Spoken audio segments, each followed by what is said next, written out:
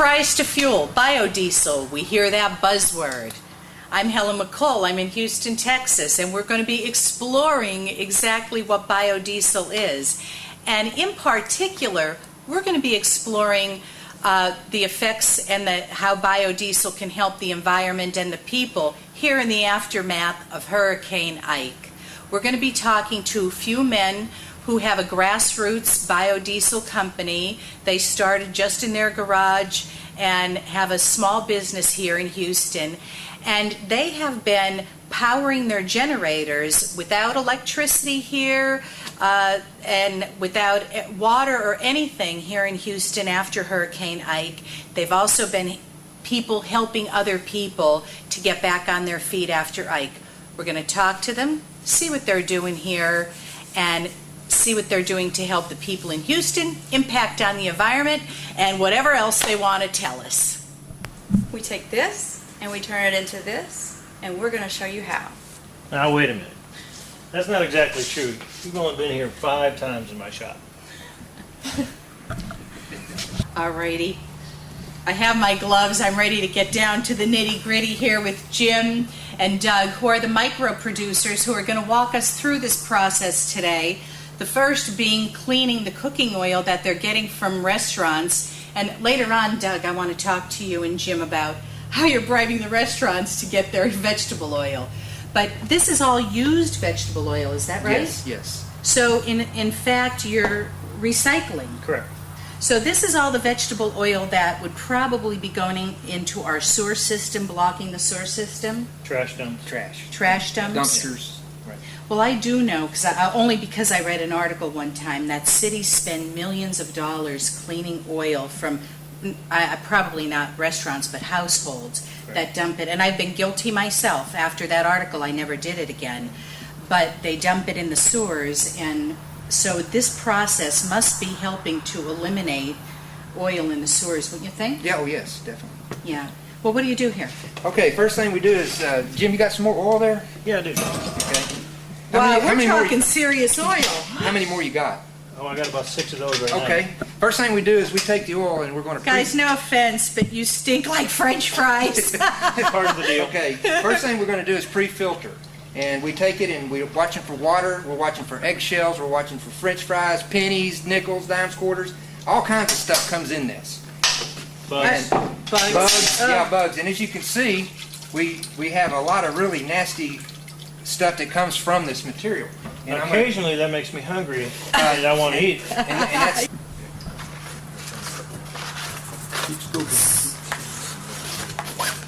Yeah, I bet. And we're really worried about that too. Yeah.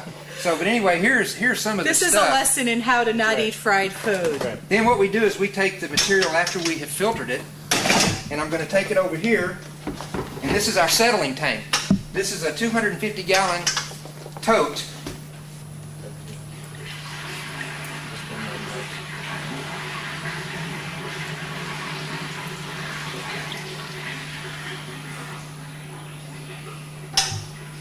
Then once we dump the material in there, we just keep doing this over and over again until we fill this up.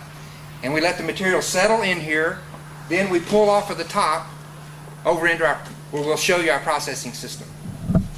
I'm ready in case I get dirty after that last process. So Jim is going to talk me through step 2 with this thingamabobby, right? Right. This is the 150-gallon processor. It's a processor, it's not a Right. thingamabobby. We take the vegetable oil that's been filtered over here in storage. We pump it over through the top. We come up to about 90 to 100 gallons. Wow. We set our controls. We heat it up to 120. Get it up to temperature. Then we're ready to do what they call titration. So this is step 2 in This is a 6-step process. Right.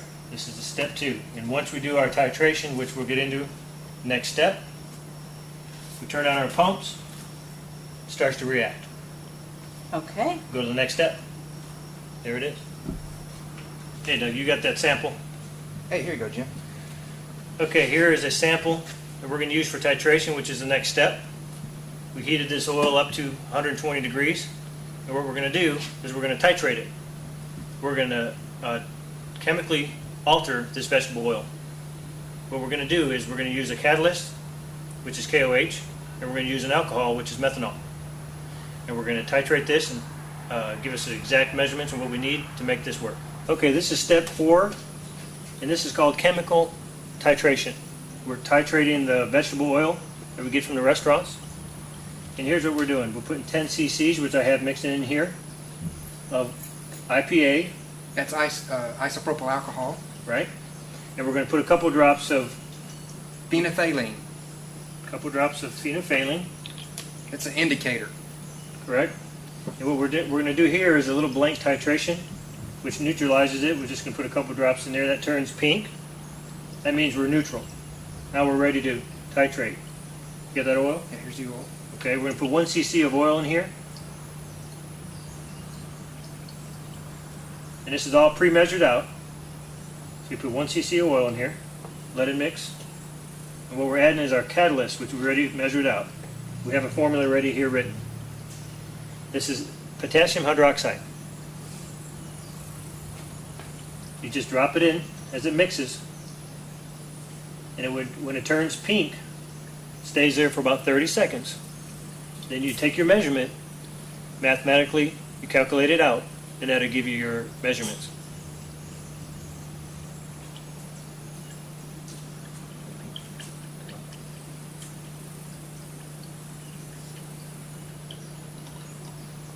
That looks pretty good. There's your pink. 3 cc's. Okay. 3 mils. That's just about normal. We do our math here. We do all our math. We got it all calculated out here in our figures. It tells us exactly how to weigh out our potassium hydroxide. We mix it with our methanol in our reactor. Let it sit overnight. And it's extremely important that this is done right, or we have wasted our time. Extremely accurate. Now we kind of went through it a little fast here for the show here, but accuracy is most important. We can't stress to you enough how important the chemical side of this is. And also remember, methanol and potassium hydroxide are dangerous. Extremely dangerous. You got to know how to deal with them. Safety first. This is step 4 in our process. And what we've done here is we have taken and mixed the methanol, the potassium hydroxide. We have reacted it for 2 hours, and we've let it settle for 8 hours. Now, we also, in that step, we pre-wash it 5% water to remove any of the nasties that are involved, like fatty acids and all of the other materials, that the soaps and stuff that actually occur during the reaction. Yes, and overnight, when we come in the next day, because it's sat for 8 hours, this separates. You have fuel here, you have glycerol here, which is glycerin with methanol mixed in it. So we're draining off the methanol, the glycerol. Then we're water wash this 2 or 3 times with water through this nozzle up here. Pulls all the salts, glycerin, phosphates, everything out. This gets transferred over to here after that, which would be step 5. Here we are at step 6.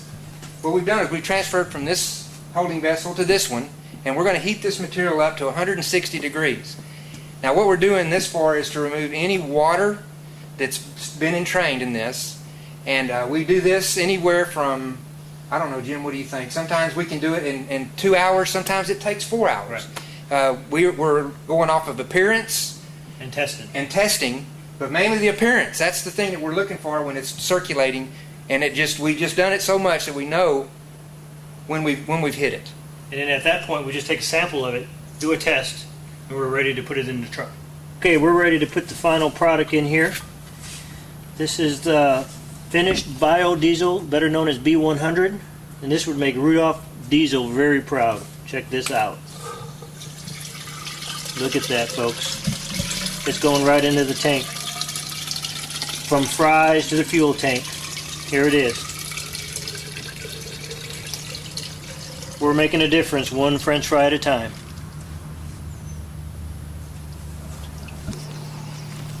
So this is what makes it all worthwhile. Final product. Straight into the tank. At only 68 cents a gallon. Liquid gold.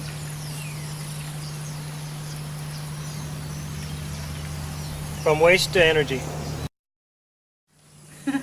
They're arguing here while I'm trying to interview here. All right. Listen, a few questions I think that the viewing audience would like to know are, one, why did you start doing this biofuel? Well, because I drive a big diesel truck, and I got tired of paying $3 a gallon. And I said, look, we got to make a difference here. So we just dove into it head first and tried to make a difference. And how about you, Doug? How did you start? Mine was to save money, not make money, just like Jim. And I researched for the better part of a year before I actually kind of got into it. And I just kind of went from there. So could anybody at home do this? Certainly. You can if you have a lot of time, and you got to have some patience. And the skill. And I mean, you I know I could not do this. Yes, you definitely got to have some help. Yeah, no, that's for sure. Absolutely. Now, I'm curious as to how you get the restaurants to give you the oil. Well, we have kind of a niche. Since I own a car wash in Webster, Texas, I barter out car washes for oil. That is great. Yeah. So that's a really green thing to do in itself. Right, and the owners of the restaurants feel they're doing a greener thing also by giving us the oil because they know it's going for biofuel, biodiesel. Right, So right. they feel good about it. They're doing a green thing, we're doing a green thing, we all win. Right, yeah, because it's not waste. Right. That's fabulous. And I have 4 restaurants that, because I've gone to them for many years, that I just talked to the owners who I know, and they said, hey, yeah, we're going to give it to you just because you're a friend and you've been a patron of us. And one of the restaurants I do pay a little bit of money, but it's not very much. And I give all of my oil to Jim, or we work together on this. Right. And we're in this to make a difference and to help Now, each other out. Doug, speaking of making a difference, to me the most interesting part of this story is that we are in the aftermath of Hurricane Ike. I love your survivor shirts. I love those survivor shirts. You are survivors. And tell me, I heard that you were really helping all the citizens in Houston. Well, we weren't helping all of them, but I mean, we helped Well, as much as we could. There was, for instance, I was leaving out of here one night, and somebody was in dire need of some diesel, and there was a little Volkswagen, and they tried to pay me, and I said, no, here's 5 gallons for a little Beetle. It pretty much filled them up. Well, So because during the hurricane, people couldn't get fuel. oh, it was terrible. Yes. The lines, and that's one thing. I did not stand in a single line. I don't think Jim either, because we were basically ready for this thing. And We planned it. Well, here's the deal. We had a good plan. We Yeah. planned ahead. We knew it was coming. We knew that we had, we could make 800 gallons of fuel and have it stored. Right. And we knew the phone was going to ring, but we also knew we could help people. So, putting 100 gallons in the back of the truck and going out and giving people some fuel. That was so fantastic. It's helped them out, and it's helped us out too. That was fantastic. It really was. I mean, that's what it takes to lift people up after a hurricane. And talking about lifting people up, we're going to go show the second part of this little hurricane story because Jim, I'm not saying he was smart, but he rode out the hurricane in case he had to protect his biofuel shop, which you can see is totally untouched by the hurricane. But let's not go his look house. at a very, let's go look at a part of what Jim is also doing, and that is fueling his generator with biofuel. So after the hurricane, when no one had power, he was totally self-sufficient, provided he had a house to be self-sufficient in. Which, there's not much left of that. My wife kept telling me, look, you got to leave. I'm like, I can't leave my biodiesel shop. Right. And here I am stuck in a 2x2 crawl space with my dogs, holding on for dear life. Well, why don't you go show us that? Well, come on, let's take a look. He was also crying, too. I was crying. I'd be crying, It was too. not a fun time. I won't do that again. And here we are in the living room of Jim and Lisa Eberle in Chelsea, and this is what's left of their home after Hurricane Ike. And even though he lost his house, he's still now able to generate power by using his biodiesel in the trailer they have parked in the front yard. Now let's go take a look at his patio. So on a little humorous note, I'm just going to say that Jim showed us things we should do, but I'm going to show you some things we shouldn't do, and this is his patio, and I just want to say again that he stayed in the house during the hurricane. This is the biodiesel generator that Jim is using in his backyard to help make him self-sufficient, and I think we're going to be seeing a lot more. This is the wave of the future, and this is a grassroots effort and a small company, and you can see what an impact they're having on the environment by doing this. And here we are, back to where it all starts, at the restaurant with the restaurant owner, Joe, who's going to donate his used vegetable oil. All right, so Joe is the owner of Joe's Barbecue here in Alvin, Texas, and you're allowing them to take your vegetable oil. Yes. How come? Well, I feel like I owe something back to our country, and so I give it back to them to help our fuel cost. Yeah, well, that's very good, very honorable of you, and it's great for the environment. But on that note, we are going to go into Joe's Barbecue, and we're going to have today's special, which is fried fish.